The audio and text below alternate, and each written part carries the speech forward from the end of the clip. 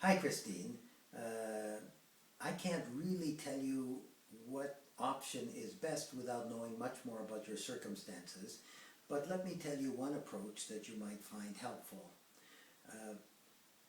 In each area where farmers are growing fruits and vegetables, we followed the following procedure. We interviewed 25 exemplary farmers and asked them what they made the most money on in the last year.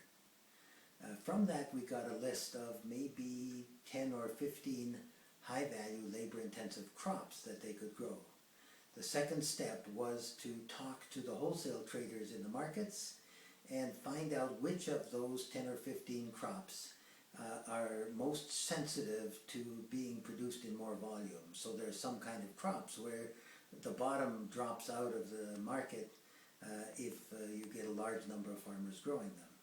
So we would eliminate those, and then we'd have 4 or 5 recommended crops that actually can be grown in the area, that farmers in the area actually made money on.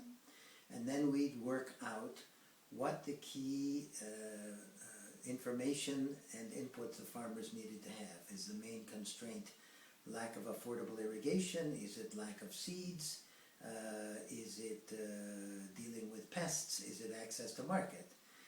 So we would then put together the package that would best help those farmers grow those crops, and we would find a way to get that information to the farmers, help them gain access to the inputs and access to markets that they need, and then train them so that they could do that same process themselves, because the top 4 or 5 crops are going to change from year to year. And by the way, it's much better to have 4 or 5 crops, because you can never tell what the future price of any crop is going to be.